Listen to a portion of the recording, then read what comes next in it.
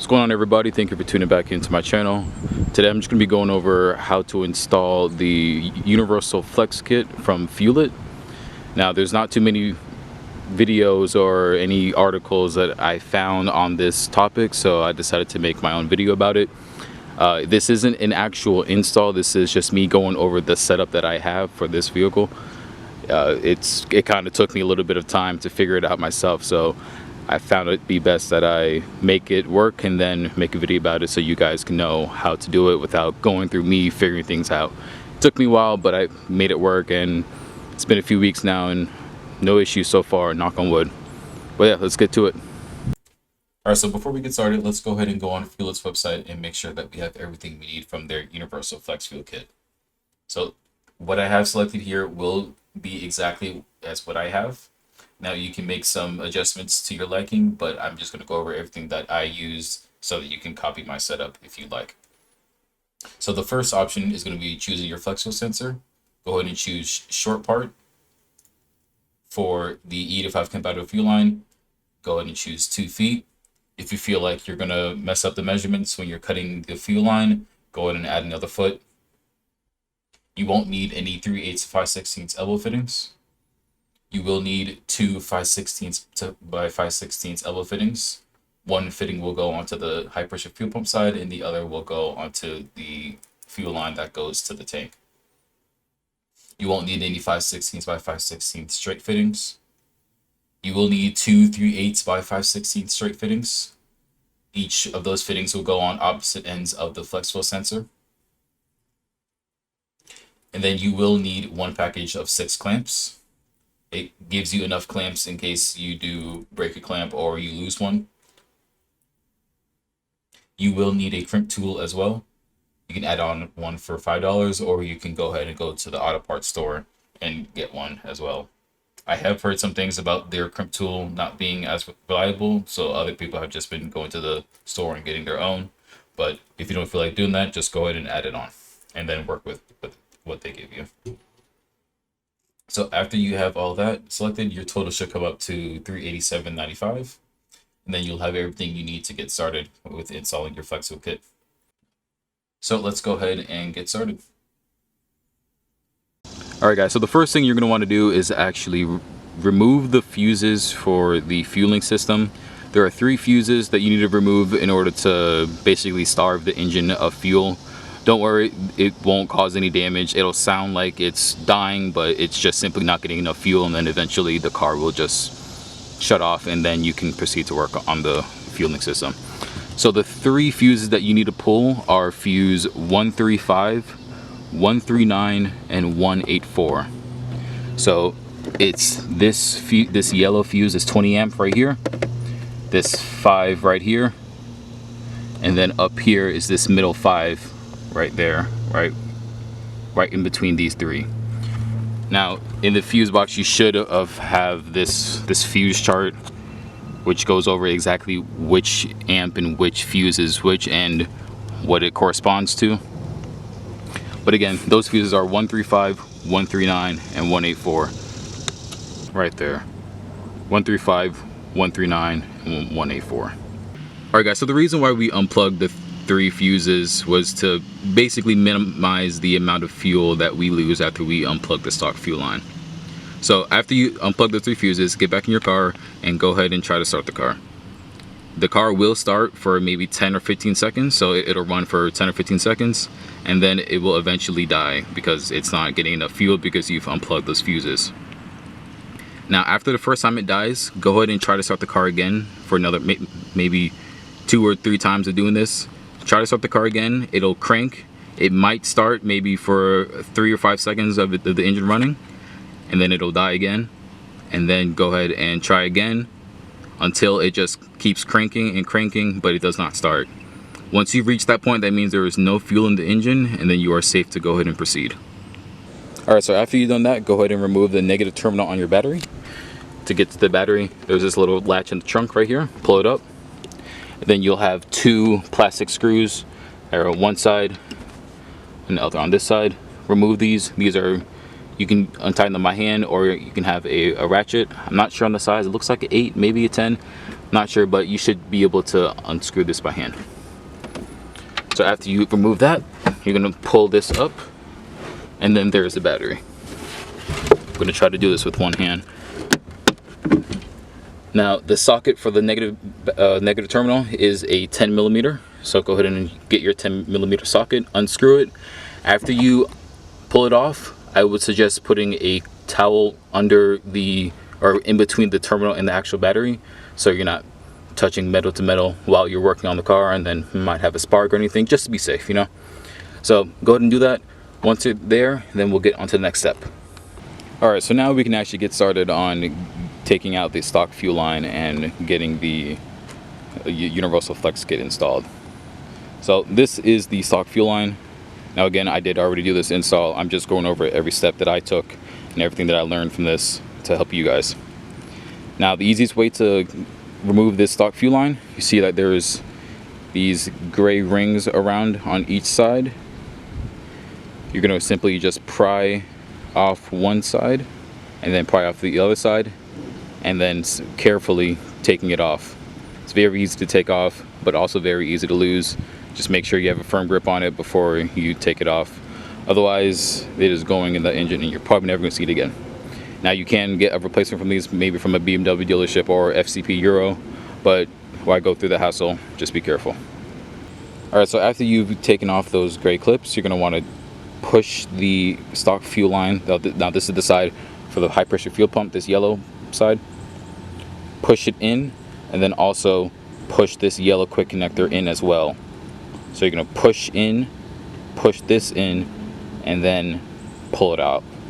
Now before you do that, I'd actually suggest putting some cloth right below here, any type of cloth, just to make sure you're catching all the fuel that will come out. It might be a little bit, it might be a lot, but just catch it, just so it's not all over your engine. Now once you do that, you're going to go to the other side, same thing. You're going to push in, but this time you just push in the black and then pull out.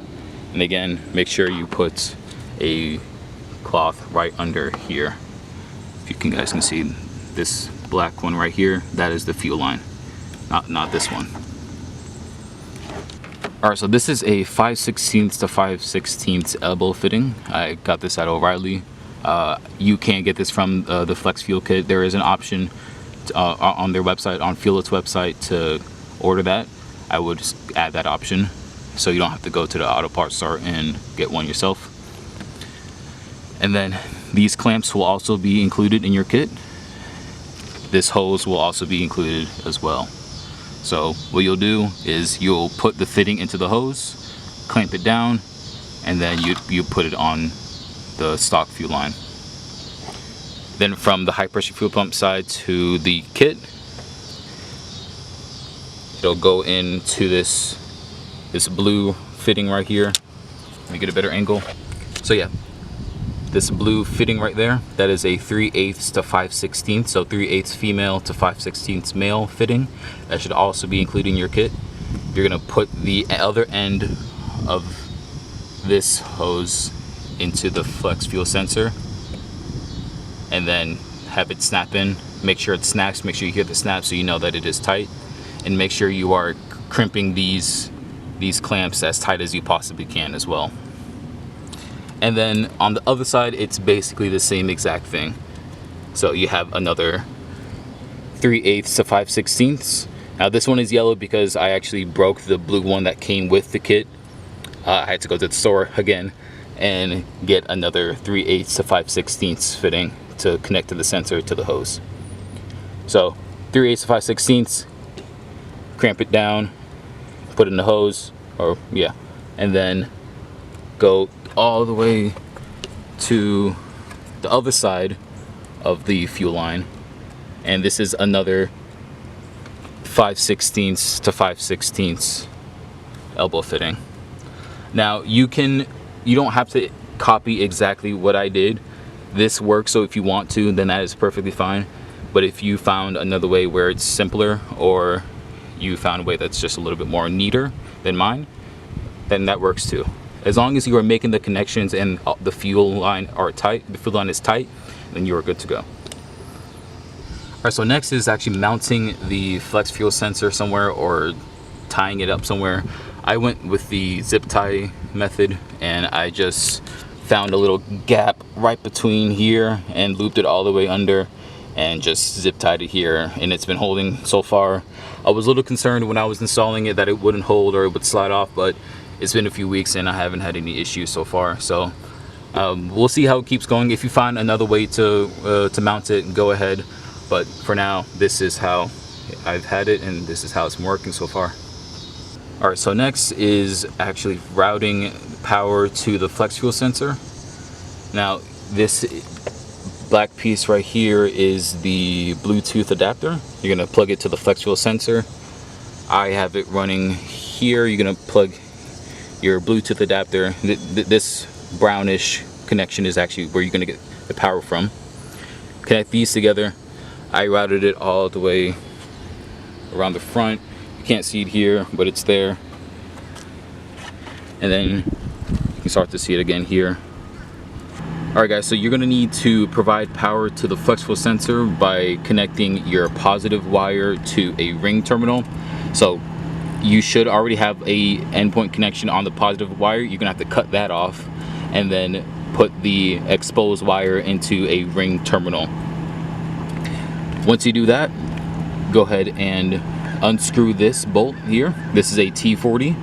Unscrew it, and then with your newly connected positive wire terminal, go ahead and put that on top of the screw that is under this bolt. Once that's there, put the bolt back on. Alright, so for the black and white wires, I have them routed under the weather stripping here. Just pull this off and then pry off this panel. Very easy. And then I have the black wire connected to this bolt right here. This is a T30. Same way that you're going to connect the negative is you're just going to unscrew this T30 bolt. There will be a little space for you to put the black terminal or the black wire, and then just screw it back down. Alright, so this white wire is actually to integrate your flex fuel kit with a JB4 if you have one. I do have the JB4 installed, but I opted to not go and track my flex fuel with the JB4. So you can either tape this up with electrical tape and just stick it back under here, or leave it out. I left it out. I haven't had any issues, so I'll probably just put some electrical tape in the future just to be safe, and then not have to worry about it. So at this point, you should be pretty much finished with the install. Again, like I said, it's actually pretty simple now that you've went through it. It's not too hard. I'll go ahead and open the app and then show you it detecting the fuel that I have right now, and then that'll be it. Alright, so before I show you guys the app, go ahead and plug back in those fuses. So fuses 135, 139, and 184. Plug those back in, plug your negative terminal back in, and then go ahead and start the car. The first time you start the car, it may take a little bit of time to start it, maybe a few extra seconds than normal, and then it'll start. It's only because you have to get the fuel to run through your new lines and then back into the engine. After you've made sure that the car has started, go ahead and check your fuel lines that you've made, and then make sure there are no leaks. If you want to take the safe route, I would leave those cloths that I mentioned earlier, leave them under each side, and if there are any leaks, you'll be able to see them, and then you can assess and make a new fitting or get a new fitting or get a new clamp. Whatever the issue is, just make sure you're not leaking fuel before driving off, basically. Alright guys, so this is the Flex Fuel Fuel-It app that they provide. This app does cost, I believe it's $5 on the App Store for iOS. I'm pretty sure it's the same on Android. Right now I do have the E32 on this car. At the moment it's saying that I have E29 in the tank. This app does come with a calculator, although I did have a few issues with putting in these values. So fuel gauge, current E content, pump E content, and desired E content. I've had some issues with it not being accurate. So I've used this other app called E85 Cal. This is on the App Store.